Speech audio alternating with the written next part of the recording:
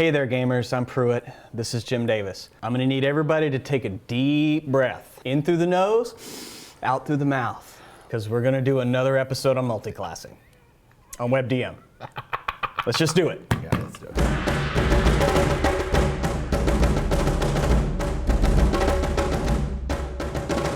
Multiclassing. Let's go. Let's take a second level dip, shall we? Yes, into multiclassing. So this was a show that when we shot it, I was like, oh, let's just kind of talk about some of our experiences with multiclassing.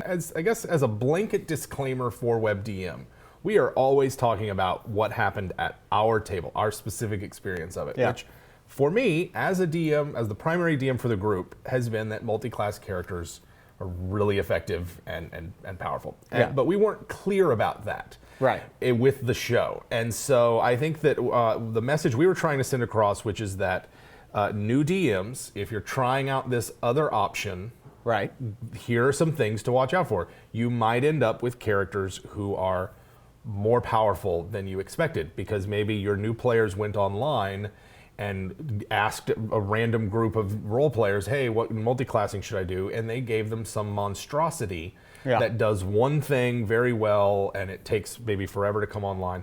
That was the kind of episode that we were talking about, and we didn't really state, here are our assumptions, here's what we're talking about. And so we kind of walked into a hornet's nest, it seemed like. At the same time, I don't know, maybe there were some valid criticisms of the episode, and I'd like to get back into it. Well, yeah, I mean, and for the most part in the episode, we are talking mostly dips. We're talking mostly dips. Not builds. Right. We do talk about Rovian. Rovian is one. But that's the only build. At the same time, your 10-10 split there was only because there's only 10 levels of Immortal out. You would have gone 20 levels of Immortal. I probably would have. Right. And so Champion Fighter then is the best case of the best outcome in a worse scenario that you're just trying to work with. And it happened to work out for me. It happened to work out for you because you're using the Lethal Strikes dice to do a lot of damage. But you also had, I think there's some argument over whether or not a 20th level fighter would have outpaced you in damage. But can that fighter grant immunity to... Can he fly? Does he not need to breathe or eat? So those are the kinds of things that Rovian was bringing to the table. But you're right, he was the only character option that we talked about that was maybe more of a true multi-class, where you take a greater number of levels relative to each other, as opposed to like 1 or 2 levels. Maybe three, and that's a deep dip. That's 3 levels is a deep dip. And so what I've found is in our games that when we've had multi-class characters, and it's been there's always one in the group. Yeah, usually one. But for the most part, the majority of our players do single class characters. That's just sort of what they play. But when they do multi-class, it's like, I'm going to take a level here. I'm going to start in one class. I'm going to start, let's say, in fighter. Then the rest of my levels are in another class. Or I've got 8 or 9 levels of ranger under my belt. I'm doing very well. A couple of levels of rogue are just going to enhance that. Right. And so that was the kind of multiclassing that we're talking about there. And to me, the classes that dip the best are going to be clerics, because you can grab a heavy armor proficiency, access to some spells you might not have, and sort of an ability with just that one level. Warlock is the famous one, I think, for a lot of DMs. For 2 levels. You get a lot. For 2 levels, and it so happens that it's also the one that's the most plausible from a role-playing perspective. I need some more power. I need some more power. I don't have time to go study like a wizard, and I wasn't born with magic like a sorcerer, so I have to go seek a patron to get some magical power. And in that respect, Warlock both lends itself well to dipping from a mechanical perspective, and has an easy door for players who want to role-play that acquisition of power. And it is a acquisition of power. You don't contract with your patron because you like them. No. They're giving you power. Kind of get to it later in the episode about that, what motivations for multiclassing, why you would multiclass. Right. But I wanted to back up and kind of talk about some of the downsides. Well, yeah, I mean, there are drawbacks. You can fuck it up. Yeah. And I'm going to do 4 levels of fighter and then multiclass. What are you doing, dude? What are you doing, man? You're 1 level away from 2 attacks. Yeah, you're 1 level away from it. And you can end up with a character who is permanently behind the rest of the party. Let's say you're in a traditional 4 to 5 player party, and you're the only one multiclassing. Everyone else is single class characters. And how you break down those levels, when you take the levels, you could be potentially 8th or 9th level before you get your first ability score increase. Right. And your party members have gotten their second ability score increase. They're rocking their 4th or 5th level spells. Yeah. And here you are back with no ability score increases and just now getting 3rd level spells. Yeah. And so if you're the type of player who compares themselves to other players at the table and thinks like, okay, well, I'm not doing as much damage as this guy, or I'm not as effective as that person over there, that might bother you. And so you're going to want to be careful. And that's why we recommended that sometimes when you're planning on playing a multi-class character, that you might want to plot that out in advance. Exactly. And so that maybe we weren't clear enough on that. That is sort of the biggest drawback that I can see. Yeah. One way that you can get around that is not every campaign starts at 1st or 2nd level. Right. Sometimes campaigns like, hey, everybody make a 7th level character. Like we do it all the time. We want to start at 8th level. Or we want to start at 10th level. Yeah. Right? So that's a perfect opportunity to go, well, I wanted to play this 7-3, whatever. That's a perfect opportunity to start where, guess what? Your multi-class is online. Yeah, it's already online. You start with it. You're 1 or 2 levels in. Or you're 1 or 2 levels in. So I think that you're right about that. And it's one of those things where the assumption that all campaigns start at 1st level is an assumption, and not every campaign does. And I'm not sure, how many DMs out there are looking at the level breakdown and going, this campaign as I envision it is really more for 10th level characters or tier 3 characters or something like that. Yeah. I wish it was presented more as more of an option, because I think sometimes campaigns have a sweet spot that's usually somewhere in the mid levels, but there's this expectation that you've got to start from level 1. But it's like, take Storm King's Thunder, for example. It's meant for levels 5 through 10, and there's this sort of anemic beginning where the adventure offers you something if you need it, but it would be just as easy to say we're just going to start at 5th level and have it go from there. So if you are starting at a higher level, that's an opportunity to play a multi-class character that might not be very fun to play if you were playing them from level 1. Right. But if you can start at level 10 or 8 or 12 or whatever it is, then it's going to be more interesting. Are all multi-class people who want to be multi-class, are they all munchkins? Are they all just power gamers? I mean, no, flat out no. And I think that this was one of the things in the comments that took me the most off guard. Yeah. Was the accusations and people claiming that the only reason why people would want to multi-class is to engage in sort of power gaming or munchkinism or something like that. Yeah. And on the one hand, yes, you multi-class because you want another class's features. Yeah. For the most part. Now, there are reasons why you would multi-class that are 100% pure role-playing. And you had a character that I'd like to talk about in a minute that sort of that you experienced that with in 3rd edition. Number 1, wanting a class's class features and wanting to combine them with another class does not a munchkin make. It's just that we play, the game has classes. It has these, they group together a bunch of class features and powers into a nice, neat little package. It's supposed to be iconic and thematic and present a certain style of play. And maybe you want to play a character that isn't covered by the existing class structure. Not every class has all the breakdowns of, here's a divine fighter and a magic fighter and a roguey fighter, that kind of thing. You want to mix and match. But I can also see you wanting to roleplay through a multi-class, either from the beginning because you know that you want to play, say, a wizard rogue. And so you talk to the DM and you say, hey, this is what I'm thinking of doing. I don't know if you're allowing multi-classing. If you are, what are your requirements for multi-classing? Multi-classing means you're a power gamer. And I really am sorry that, and not like in a condescending way, I really am sorry if you've had experiences out there with other players and you've seen other players multi-class and they've been jerks about it, or they've monopolized the table, or they're trying to get these edge cases where they're doing the most damage and they're just kind of insufferable about it, then that really sucks. And I really hope that you don't game with those people anymore. But to say that, I'm doing the generic you to our audience, I would say that just because that was an experience doesn't mean that everyone who wants to multi-class is a power gamer out to ruin your games. Right. And that's just something that you got to watch out. That's a player problem, not a rules problem. Right. I mean, the rules are there. Right. Can you multi-class while role-playing at the same time? I mean, is it just theory craft that you're trying to impose on the game? I mean, I think that you absolutely can. So let's take an example. You have a character that you have a fighter mage idea. Right. And you want to be mostly a wizard, but you want to start first level as fighter, because you want the proficiency bonus to con. You maybe want the option to wear heavy armor, and you want that hit point boost that you're going to get. And you just want that. But then you're like, how am I going to justify someone who has spent up until now, they are a fighter, and then they're going to magically switch after 300 XP and go wizard?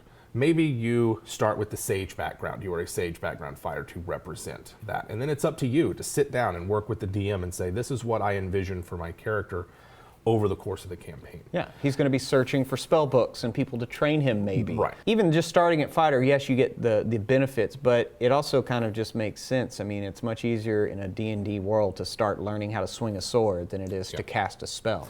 Right. You can say that up until this point, I've been studying under the tutelage of a wizard, or I grew up near a wizard academy. There's a lot of different ways that you can try to make that particular character work. And you can apply this sort of logic to any other. Maybe you want to start as rogue because you want the skills and then you're going to go into something else. Then it's up to you to sit down as a player and say, here's what I think. I want these abilities because this is what I envision for my character to have. In a metagame sense. In a metagame sense, but also in a sense that, like, I want to role play through this transformation, through this multi-classing experience. I want to role play. I want the experience of taking a separate class to be a part of my character's story. Exactly. And it doesn't have to just be, I want this because I want the mechanics of it. We need to be honest. The mechanics are a part of it, but they're not the only part of it. Right. And so maybe DMs say, okay, if you want a multi-class in my campaigns, there's a background cost. You have to incorporate an eventual multi-class into your background choice. Right. And so maybe if you want a multi-class into wizard, sage is the background that you have to pick.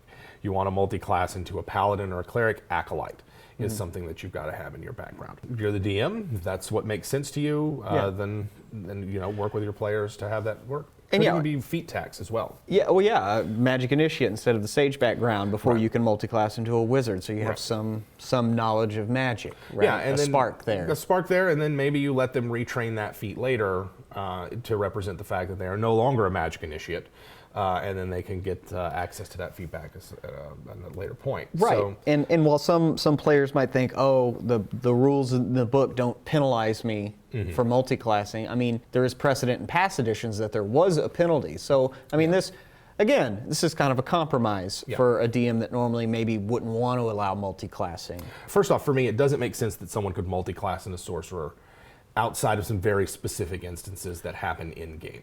Right, you're bathed in chaotic energy, and now I'm a multi-class wild mage. That kind of thing makes plausible sense. But for the most part, I see something like a sorcerer as you are born a sorcerer. Or what if you're fighting a red dragon and it like breathes on you and takes you down to like 1 hit point or 0, but you survive. And because of that, some of that magic mixes with whatever. Absolutely, why not? And then you can multi-class into a sorcerer. Those are the kinds of things where if you're watching out for them and you're playing the game and you're engaged with the world and you're not just sitting back in a detached way and you just want to move the pieces of your character around without really thinking about it, if you're engaged with the world, you can find opportunities to multi-class. I want to multi-class into a paladin. What does that require? That requires my character swearing an oath to uphold goodness, to fight evil. Right. And there are certain oaths that they can take, whether they seek out an ancient sacred grove in the forest and swear an oath to become an Oath of Ancients paladin, whether in a moment of grief and anger, they swear an oath of vengeance. Right. Those are the kinds of things. Paladin's another one similar to Warlock that seems like an easy multi-class into because it's just like your character has to have the conviction and has to have the oath. And hopefully your DM has presented you with opportunities to display your conviction and to swear an oath. But it's up to you to portray that experience and to portray that character's personality in such a way that it makes sense for your multi-class to come through. I think that's a good segue to talk in 3rd edition. Yeah. Had a character, Tobias the Ebenfoe. Tobias the Ebenfoe. And Tobias is one of my favorite characters of yours just because of what he went through. Let me tell you, man, we've talked about it before, but a quick refresher for any viewer that hasn't seen it. One of those things where detect and identify items before you put them on. Right. Because if you just look at something like, oh yeah, it's a small, we detected magic. It was a light abjuration. So it's like, oh, it's probably protection +1. Put a ring on. No, it was a demon prince, or was it a devil? I forget it was a fiend. It was a fiend. Okay, yeah, it was a fiend. It was a fiend lord in a ring, and he possessed me. And I had a year and a day to gather these artifacts and put them together and to get him out. Otherwise, he would kill me. Yeah. And by the end, I was a half fiend, 2-weapon wielding badass who had murdered a bunch of paladins that had come against me throughout the course of the adventure. When I would deny him his lust for destruction and bloodshed, he would just take me over. Yeah. And, you know, it was a very odd experience to RP, but we're friends and we got through it.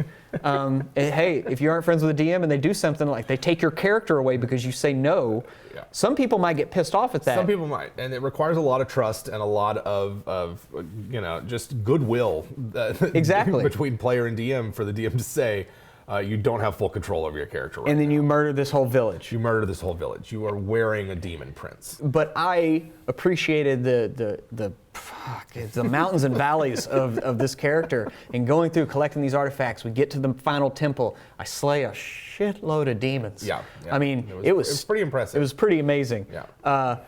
Do the whole thing, and he's like, all right, time to put these up and go back to work. You can go back to work and do it all over again. Travel to another plane and do it to some other poor soul again. And so there I am, in the wake of all of this bloodshed and whatever. Yeah. And what do? I go to a church. Yeah. Seek atonement. And seek atonement. Yeah. And multi-class into a paladin. Yeah. And so you become a fighter paladin. And this is like 17.3. Yeah. And this is 3rd edition. And so, you know, you can, multi-classing is very similar to how it worked in 5th edition, but it was very late in the campaign. Yeah. Like we were wrapping up the campaign, winding up. You've been fighter for most of the way with all these abilities and special powers that the ring and demon had given you.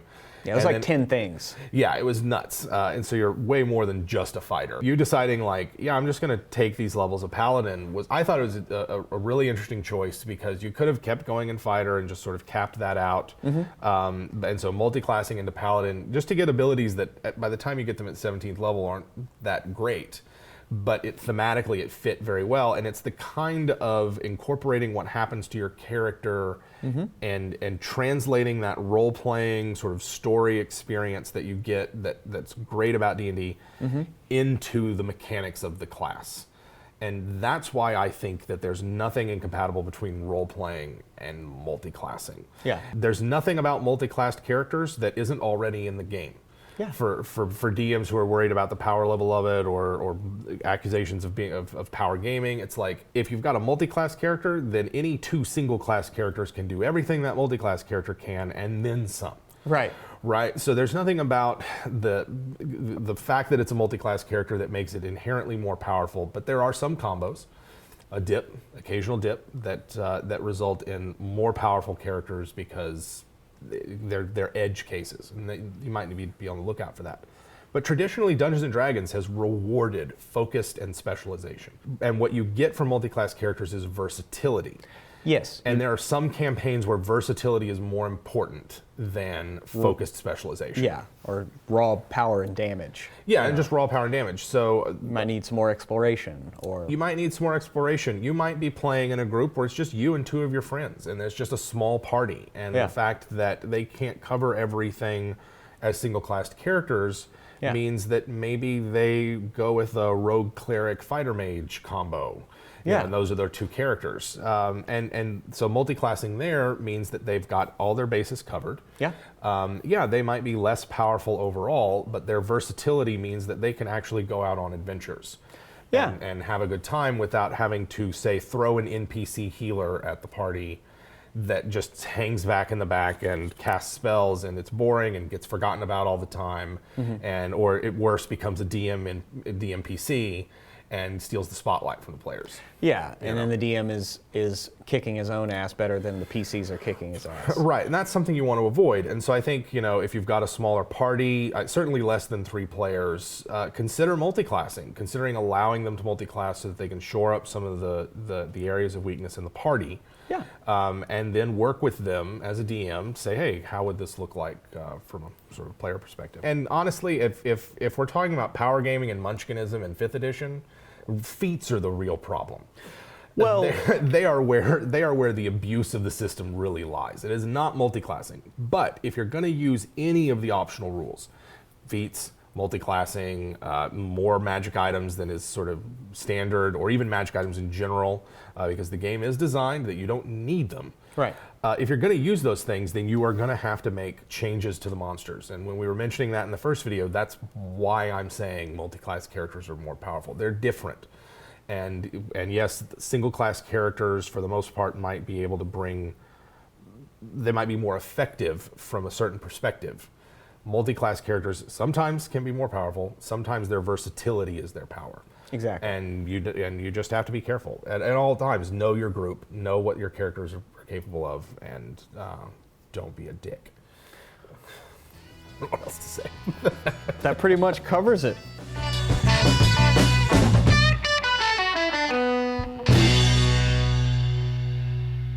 And we didn't even talk about builds. And we didn't need to talk about builds. There's no reason to talk about builds. Go ahead and make your Paladin 7, Sorcerer 13.